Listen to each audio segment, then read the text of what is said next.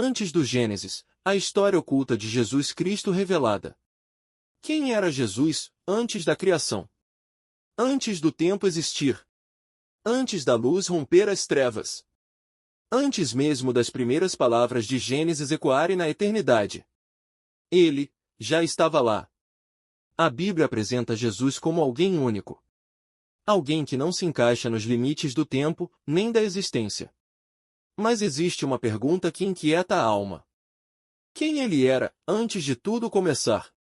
E mais do que isso, o que significa dizer que ele compartilhava da mesma glória com o Pai, antes que o universo fosse formado? Essas não são perguntas comuns. São mistérios profundos, que revelam a verdadeira essência de Cristo. Existe um momento, silencioso, quase esquecido.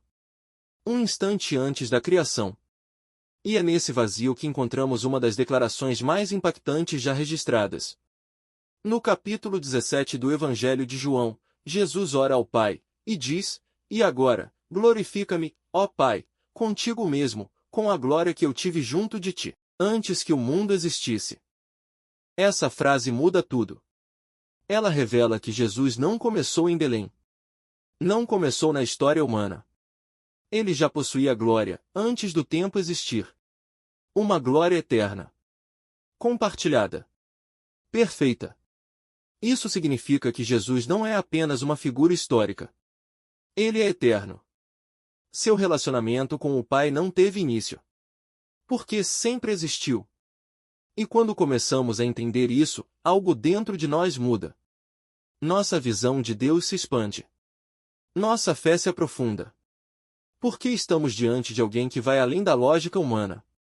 O Evangelho de João revela algo ainda mais perturbador. No princípio era o Verbo, e o Verbo estava com Deus, e o Verbo era Deus. Aqui, Jesus é chamado de Verbo. Não apenas alguém que fala, mas a própria expressão viva de Deus. E então vem a revelação mais forte: todas as coisas foram feitas por meio dele, e sem ele, nada do que foi feito se fez. Isso significa uma coisa: Jesus não foi criado. Ele é o Criador. Antes das estrelas, antes da matéria, antes da própria realidade, ele já existia. E mais do que isso, tudo que existe, continua existindo por causa dele. Na carta aos Colossenses, essa verdade se torna ainda mais clara. Jesus é descrito como a imagem do Deus invisível, aquele que está acima de toda a criação. O Evangelho de João revela algo ainda mais perturbador: no princípio era o Verbo, e o Verbo estava com Deus, e o Verbo era Deus. Aqui, Jesus é chamado de Verbo. Não apenas alguém que fala, mas a própria expressão viva de Deus.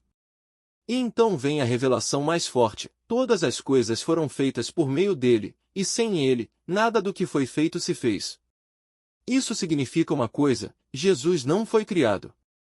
Ele é o Criador. Antes das estrelas, antes da matéria, antes da própria realidade, ele já existia. E mais do que isso, tudo que existe, continua existindo por causa dele. Na carta aos Colossenses, essa verdade se torna ainda mais clara. Jesus é descrito como a imagem do Deus invisível, aquele que está acima de toda a criação. E mais do que isso, tudo que existe, continua existindo por causa dele. Na carta aos Colossenses, essa verdade se torna ainda mais clara. Jesus é descrito como a imagem do Deus invisível, aquele que está acima de toda a criação. E então a afirmação final: ele é antes de todas as coisas, e todas as coisas subsistem por ele. Isso não é apenas teologia. É poder. É eternidade. É autoridade absoluta. Mas existe algo ainda mais profundo: a glória. No Antigo Testamento, a glória de Deus era algo intocável, sagrado, exclusivo.